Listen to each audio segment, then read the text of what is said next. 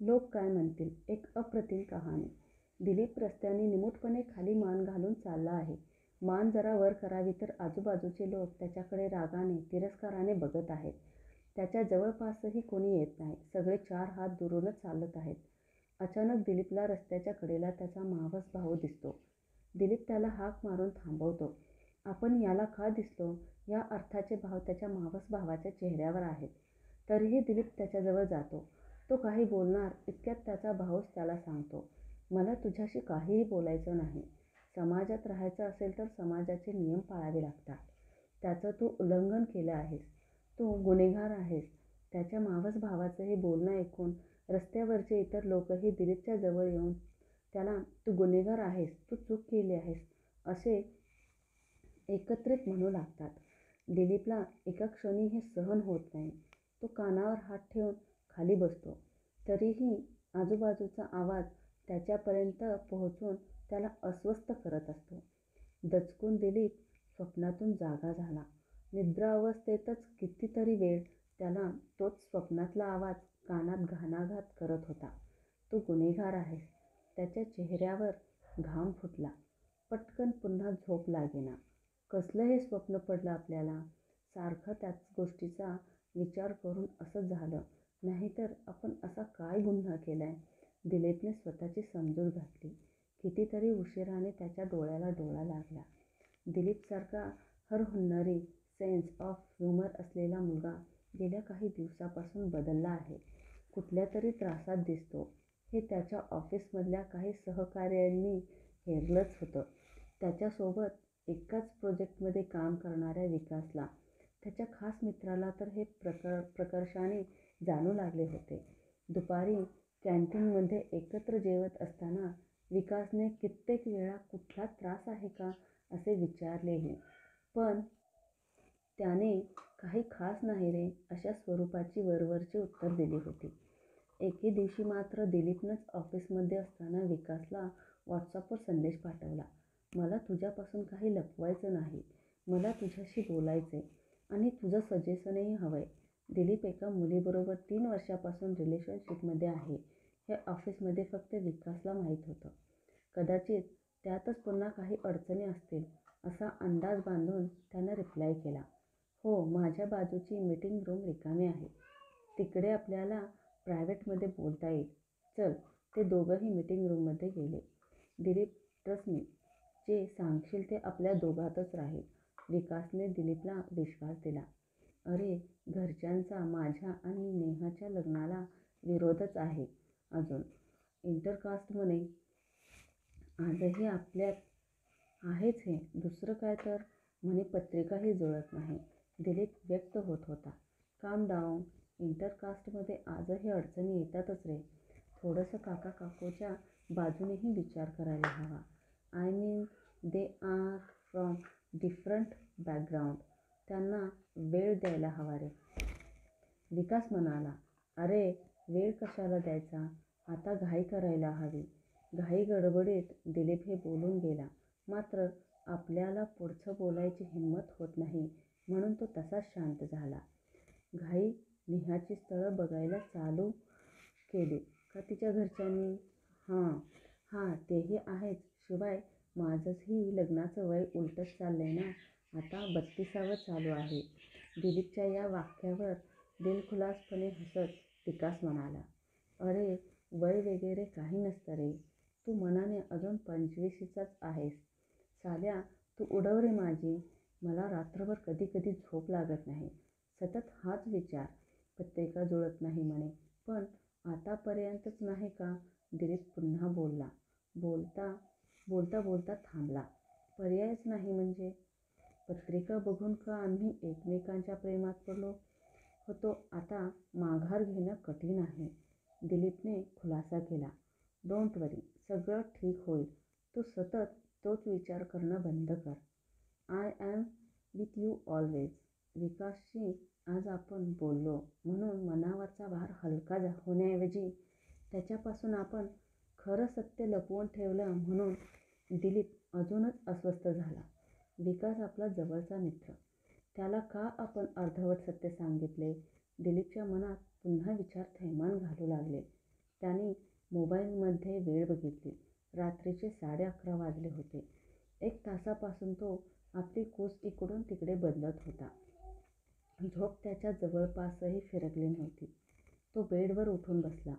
हातात मोबाईल घेऊन त्याने व्हॉट्सॲपवर मेसेज लिहायला सुरुवात केली. त्याला विकासला जे सांगायचं होतं ते सर्व त्याने टाईप केलं. पूर्ण मेसेज टाईप केल्यावर तो सेंड करू का नको या विचारात होता. शेवटी हिंमत करून त्याने मेसेज सेंड केला. तेव्हा रात्रीचे 12 वाजून गेले होते. विकास व्हॉट्सॲपवर ऑनलाईन असल्यामुळे त्याने लगेच दिलीपचा मेसेज उघडला. भला मोठा मेसेज बघून विकासला जरा आश्चर्यच वाटले. तो मेसेज वाचू लागला. सॉरी यार विकास, आज ऑफिसमध्ये तुला महत्त्वाचं जे सांगायचं होतं तेच मी सांगितलं नाही. धाडसच झालं नाही म्हणून आता मेसेज थ्रू सांगतोय. दुपारी जे सांगितलं ते अर्ध सत्य होतं. इंटरकास्ट आणि पत्रिका जुळत नाही म्हणून माझ्या आणि नेहाच्या लग्नाला आईवडिलांची परवानगी नाही. त्यात ते दुसऱ्या स्थळांबद्दल सुचवतायत. पण अरे माझं काय, माझं आणि नेहाचं तर एकमेकांवर खरं प्रेम आहे आणि हे वयच असतं. असं झाली चूक, सुटला ताबा. नाऊ नेहा इज प्रेग्नेंट म्हणून मी तुला दुपारी म्हणालो. आता घाई करायला हवी. यामुळेच सध्या टेन्शनमध्ये आहे. कसली परिस्थिती आली आहे यार. खरं तर माझं पहिलं मूल म्हणून कुठेतरी आत आनंदही आहे. पण हे आम्ही कोणाला सांगू शकत नाही. याचा त्रास होतो. चूक झाली मान्य आहे. कोणालाच काही माहीत नाही. आई वडील स्थळं अजूनही बघतायत माझ्यासाठी. पण आता लवकरात लवकर काहीतरी करायला हवं. असा अनपेक्षित मेसेज वाचून विकासला धक्का बसला. डोंट वरी, आपण उद्या भेटल्यावर बोलू. काहीतरी मार्ग नक्की निघेल. आता झोप. Good night. विचारपूर्वक त्याने दिलीपला रिप्लाय केला. नाही विकास, अबॉर्शन का करायचं? दुनियेपासून हे सगळं लपवायला? चूक झाली आहे पण त्याची जबाबदारी घ्यायला मी तयार आहे. आम्हा दोघांनाही हे मूल पाहिजे. विकासने सुचवलेल्या अबॉर्शनच्या पर्यायावर दिलीप भावनिकपणे म्हणाला. तुम्हा दोघांचं यावर स्पष्ट मत आहे ना? मग झालं तर. मी आहे तुमच्यासोबत. ऐक, आता तुम्हा दोघांनाही तुमच्या आईवडिलांना हे सांगायला हवं. तेच तर अवघड आहे. तिचे आईवडील आहेत तसे ब्रॉड माइंडेड. त्यांची आमच्या लग्नालाही परवानगीही होती. पण माझे आईवडील ते कसं स्वीकारतील? दारावरच्या बेलचा आवाज ऐकून दिलीपच्या आईने शोभाने दरवाजा उघडला. तेव्हा दारात दिलीप आणि नेहाला एकत्र बघून तिला आश्चर्य वाटले आणि दिवाणखान्यात बसलेल्या त्याच्या वडिलांना सुभाष त्यांना हे स्पष्ट दृष्टीस पडले. तेव्हा त्यांच्या चेहऱ्यावरही प्रश्नचिन्ह उभे राहिले. आपले आई वडील नेहाला आतही बोलवत नाहीत हे पाहून दिलीपच नेहाला चल आत म्हणाला. ती का आली आहे तुझ्याबरोबर? काही काम आहे का? सुभाषने दिलीपला विचारले. हो, महत्त्वाचं काम आहे. दोघांनीही बोलणं गरजेचं वाटलं म्हणून आलं आहे. नेहानेच उत्तर दिले. तुम्ही दोघांनीही यापूर्वी एकत्रित आम्हाला समजावण्याचा प्रयत्न केलाय. तेव्हा आता परत आम्हाला तुमच्या लग्नाला परवानगीसाठी राजी करण्याचा काहीतरी फायदा होणार नाही. सुभाष नेहाकडे कटाक्षही न टाकता दिलीपला म्हणाले. आम्ही काय सांगतोय ते नीट ऐकून घ्या आधी आणि मग तुमचं मत मांडा. निश्चयपणाने आणि थोडं कठोरपणे दिलीप म्हणाला. नेहा प्रेग्नेंट आहे. आम्ही दोघं आई वडील होणार आहोत. त्याच्या बोलण्याचा संदर्भ काही क्षणानंतर लागल्यावर शोभा आ वासून दोघांकडे बघू लागली. काय बोलतोयस? कळतंय का? आई वडील होतात ते लग्न झाल्यावर. मोठा अपेक्षाभंग झाल्यामुळे वेडेपिसे झाल्यासारखे सुभाष म्हणाले. शोभाला हुंदका आला आणि ती खाली बसून रडू लागली. तिला सावरायला दिलीप आणि नेहा पुढे झाले. तेवढ्यात त्यांना थांबवून सुभाष म्हणाले. तुमचं लग्न होणं शक्य नाही. तिला अबॉर्शन करायला सांग. आम्हाला दोघांनाही मूल हवं आहे. नेहाचे हे धाडसी बोल ऐकून शोभाचा पारा चढला. ताडकन उठून ती म्हणाली. लहान आहात तुम्ही. जग नीट पाहिलं नाही म्हणून असे बोलताय. तुम्ही मूल जन्माला घालण्याचा आणि लग्न करण्याचा निर्णय घेतला तर मी जीव देईन. संतापाच्या भरात बोललेले सुभाषचे हे शब्द ऐकून दिलीप आणि नेहा दोघंही आश्चर्यचकित आणि चिंताग्रस्त झाले. ते काही समजावणार इतक्यात सुभाष तावातावाने तिथून निघून गेले.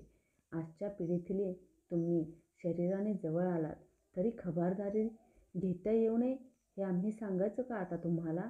काही दिवसांनी नेहाच्या आईवडिलांना दोघांनी ही गोष्ट सांगितली. तेव्हा तिच्या आईने नाराजीने प्रश्न विचारले. पण कोणताही आकांडतांडव न करता मात्र आता वडील काय म्हणतात याकडे दोघांचे लक्ष लागले होते. हे थोडं अनपेक्षित आणि धक्कादायक आहे. पण आता तुम्ही मूल जन्माला घालण्याचं ठरवलं आहे तर आमचा त्याला पाठिंबाच असेल. नेहाच्या वडिलांनी इतक्या सहजपणे हे स्वीकारलेलं पाहून दोघंही आनंदाने त्यांच्याकडे पाहू लागले. पण आता लवकर लग्न करा, नेहाची आई काळजीने म्हणाली. तिथेच तर सगळा प्रॉब्लेम आहे. आई बाबा तयार नाहीत, अबॉर्शन करा म्हणतायत. दिलीप पुन्हा अस्वस्थ झाला. हे अति झालं. आधी विरोध होता तेव्हाची गोष्ट वेगळी होती. बट आता नेहाच्या आईचं वाक्य अर्ध्यातच थांबलं. दिलीप, एक पर्याय मला दिसतोय. त्यांना कन्वेन्सची भेट द्यायला सांगा. आय मीन तुम्ही तिघे एकत्र जा. हे सगळं लवकर शांतपणे समजावत नेहाचे वडील म्हणाले. जसे जसे दिवस सरत होते तशी दिलीप नेहा आणि दोन्ही घरची चिंता वाढत होती. अबॉर्शनबद्दल आईवडिलांनी विचारल्यावर दिलीप त्यांना समजावून पाहत होता. कधीतरी त्याचीही चिडचिड होत होती. आपण समुपदेशकांना भेटू, ते आपल्याला काय सल्ला देतात ते तरी बघू. शेवटी दिलीपच्याही खूप आग्रहाखातर शोभा समुपदेशकांना भेटायला तयार झाले. समुपदेशांकडे गेल्यावर सुभाषने त्यांना सगळी बाजू सांगून लग्न न झाल्यामुळे लवकरात लवकर अबॉर्शन करणं कसं गरजेचं आहे हे सांगितलं.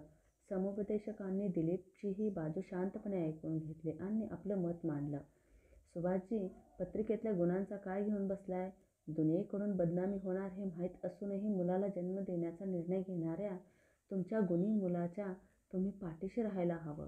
इंटरकास्टमुळे लोक काय म्हणतील यापेक्षा तुमचा मुलगा कशात खुशी आहे आणि तुमचं नातं कोणत्या निर्णयामुळे टिकेल याचा विचार करा. अहो, काय सल्ला देताय तुम्ही? समुपदेशकांचं बोलणं सुभाषसाठी अनपेक्षित होतं.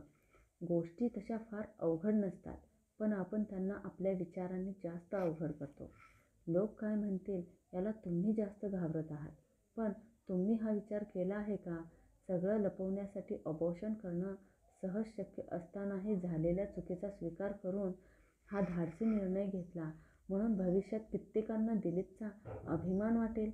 समुपदेशकांनी दिलीपची बाजू उचलून धरल्यामुळे काही अंशी त्यांचं म्हणणं शोभाला पटत होतं. पण त्याहीपेक्षा मनात असलेलं एकंदरीत परिस्थितीबद्दलचं भय त्यांच्या मनात जास्त होतं. समुपदेशकांकडे 3-4 वेळा चकरा झाल्या आणि नेहाच्या आईवडिलांनीही सुभाषबरोबर मुक्त संवाद साधला. हे बघा, आम्ही जरी विरोध केला तरी ते दोघं मूल जन्माला घालणारच आहेत, लग्न करणारच आहेत. मग नात्यात तूट होऊन समाजाशी संघर्ष करण्यापेक्षा तुम्ही त्याला साथ देऊन एकत्र संघर्ष करा ना. समुपदेशकांचा हा सल्ला त्यांना जास्त पटला. शेवटी कसेबसे जेव्हा सुभाष, शोभा, दिलीप आणि नेहाच्या लग्नाला राजी झाले तेव्हा नेहाला 6वा महिना चालू होता. विनाकारण लोकांमध्ये वाच्यता व्हायला नको आणि नेहाला या काळात जास्त दगदग नको म्हणून रजिस्टर पद्धतीने लग्न करूया. सुभाषच्या या मताला मात्र सर्वांनी मान दिला.